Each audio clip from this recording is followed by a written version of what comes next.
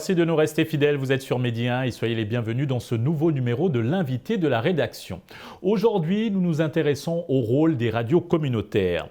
La radio communautaire, par définition, est un outil de communication et d'animation qui a pour but d'offrir des émissions de qualité, répondant aux besoins d'information, de culture, d'éducation, de développement et de divertissement de la communauté dont elle est issue. C'est aussi un programme de communication indépendant, souvent à but non lucratif, à propriété collective, géré et soutenu par des gens d'une communauté donnée. Pour avoir un éclairage sur leur impact sur l'éducation citoyenne et le développement local, nous sommes avec Chérif Abdouaziz Touré, directeur de la radio communautaire et scolaire de Tivaouane, Dabar FM. C'est un réel plaisir de vous recevoir sur ce plateau. Merci, le plaisir est partagé. Alors, Monsieur Touré, la participation des citoyens est un élément clé pour améliorer la bonne gouvernance et la performance des programmes publics. Les radios communautaires ont un rôle à jouer dans le renforcement des capacités à la base pour un meilleur engagement citoyen. Alors, comment ces médias de proximité peuvent assumer ces rôles ? Oui, on peut dire qu'aujourd'hui, la radio communautaire joue un rôle important dans la promotion du développement local, et à travers les éléments que vous venez de citer, parce que de par sa définition même, on peut dire que c'est un outil qui contribue au développement communautaire. Et à cet effet, le citoyen est au centre des activités de la radio. Donc, de par la propriété d'abord, parce que la radio, elle est créée par les gens au niveau local. De par la participation au niveau des programmes, on peut dire que ce sont les gens de la communauté qui déroulent les programmes de la radio. Et ça encore aussi, c'est une spécificité de la radio communautaire. Ensuite, le volet non lucratif.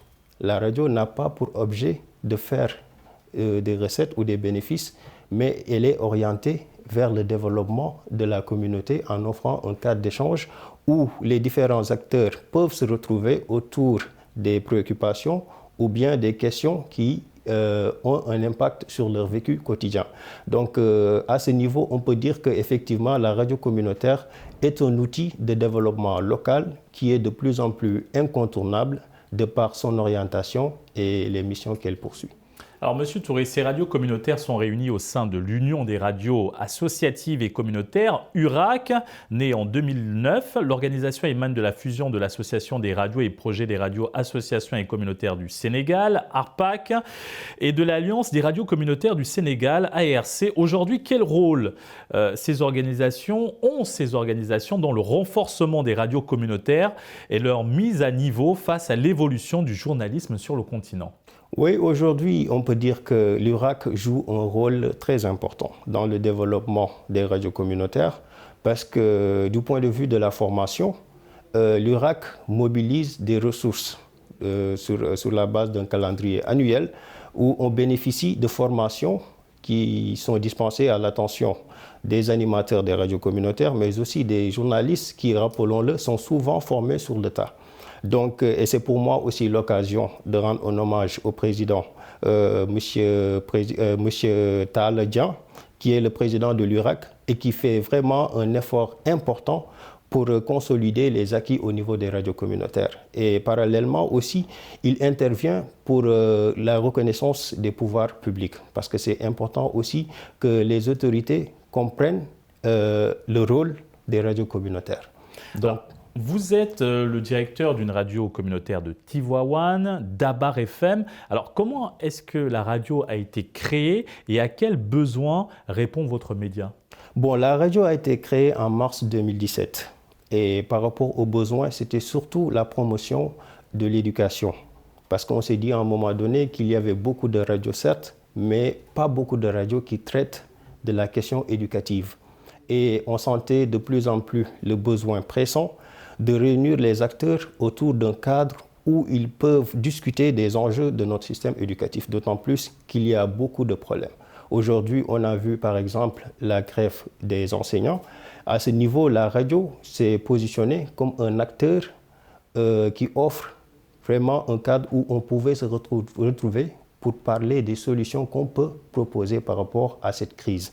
Donc aujourd'hui aussi, le volet communautaire est venu se greffer à cette mission scolaire et de plus en plus aussi, on accorde de l'importance à des thématiques telles que l'environnement, la santé, les questions d'ordre social. Et c'est devenu incontournable de prendre en compte les voix, disons les sans-voix. Parce qu'il y a des gens aussi qui se sentent marginalisés par les médias classiques et la radio communautaire les prend en compte et leur donne la parole pour qu'ils puissent exprimer exactement le fond de leurs pensées et aussi leurs préoccupations. Qu'en est-il de votre offre programmatique ?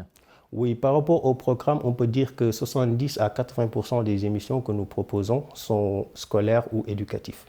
Donc, c'est des émissions qui ciblent particulièrement les élèves ou bien les étudiants parce qu'on veut être aussi en phase avec notre vocation originelle qui est un média éducatif. Et en plus de cela aussi, on peut dire que le reste de nos programmes sont dédiés à la communauté, à savoir les communicateurs traditionnels qui sont incontournables dans un milieu comme Tivaouane. Il y a aussi la prise en charge des communautés linguistiques parce que la radio ne parle pas uniquement Wolof. On parle français pour bien évidemment parler du système scolaire puisque le français est notre langue officielle. Mais on parle également des langues telles que le sérère, le pulaar qui sont valorisées au niveau local parce qu'il y a des communautés, il y a des niches qui parlent ces langues-là et ça valorise leur culture puisque les gens aussi aiment être adressés à travers leur langue maternelle. En effet, Dabar FM a été primé en 2020 dans le cadre du projet initié par Social Change Factory, Corona Solutions. Ce programme vise à rendre visibles les initiatives des jeunes dans la lutte contre la Covid-19. Quelle a été votre contribution dans le cadre de la lutte contre la Covid-19 ? Oui, ça a été vraiment un moment important dans la vie de la radio parce qu'avec l'avènement de la pandémie, on a marqué un arrêt brutal au niveau des enseignements scolaires, si bien qu'il fallait trouver une alternative. Et c'est à ce niveau qu'on a pensé à un programme intitulé P2C, P2C pour parler de cours ciblés, programme de cours ciblés. Comme son nom l'indique, on appelait des professeurs pour dispenser des cours et à la radio, mais aussi au niveau de nos plateformes numériques, des cours qui étaient ciblés, c'est-à-dire des cours de quelques minutes, mais qui ciblaient des points importants du programme et qui étaient surtout dédiés à des élèves qui allaient faire l'examen. Parce qu'on savait que dans tous les cas, il y allait avoir l'examen et du bac et du BFM. Donc, si bien que toute la communauté a été mobilisée, donc les professeurs aussi ont intervenu de façon bénévole. Donc là aussi, on les remercie pour leur implication. Et ça a permis vraiment à beaucoup d'élèves d'avoir une alternative par rapport à l'arrêt de ces cours. Parce qu'à un moment donné, personne ne savait plus où aller et il fallait vraiment apporter une capacité de résilience nous permettant de faire face à cette situation. Donc un programme qui a eu un impact sur la sensibilisation auprès des jeunes et de la communauté sur les dangers de la Covid-19. Vous avez également un programme sur la sensibilisation de la migration, l'immigration. Pouvez-vous nous parler de ce programme ? Oui, bon, à ce niveau, on collabore aussi avec l'Organisation internationale pour la migration, l'OIM, et on produit régulièrement des émissions de sensibilisation liées aux dangers même de la migration irrégulière. Parce qu'on sait qu'il y a des milliers de jeunes qui quittent l'Afrique pour aller en Europe, qu'ils considèrent vraiment comme un Eldorado, et ce n'est pas toujours le cas, pour leur dire que la voie la plus sûre est la voie légale. Donc à ce niveau aussi, on collabore avec des migrants de retour, donc des personnes qui ont vécu l'expérience, qui reviennent pour nous parler des difficultés et des contraintes, des obstacles qu'ils ont eu à rencontrer dans le cadre de leur aventure. Et ça permet vraiment de sensibiliser, de réveiller les jeunes sur ce rêve d'un monde meilleur, pour leur dire que l'avenir dont ils rêvent, mais ils peuvent le bâtir chez eux, mais à condition d'y croire. Donc là aussi, c'est vraiment l'occasion de remercier nos partenaires qui nous permettent d'agir dans ce sens-là, c'est-à-dire éveiller les consciences pour leur dire que mais l'Afrique, c'est aux jeunes de construire l'Afrique que nous voulons. Et si tout le monde part, on ne pourra vraiment pas faire face à cette réalité. Monsieur Tour, encore une question avant de clore cet entretien. Quels sont les défis auxquels sont confrontés aujourd'hui les radios communautaires et particulièrement la vôtre ? Moi, je dirais que le premier défi, c'est le défi de la formation.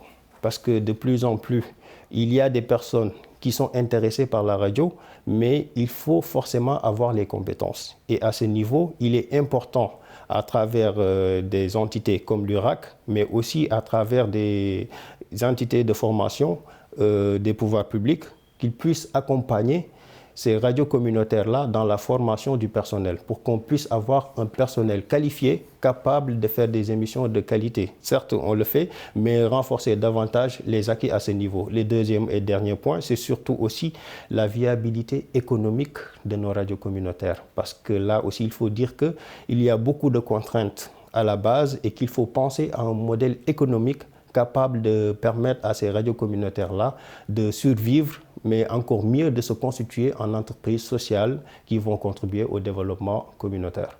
Merci Monsieur Chérif Abdou Aziz Touré pour cet éclairage autour des radios communautaires. Nous rappelons que vous êtes le directeur de la radio communautaire et scolaire de Tivaouane, Dabar FM. C'est moi qui vous remercie. Et merci à vous d'avoir suivi cette émission. Très bonne suite des programmes sur Midi 1.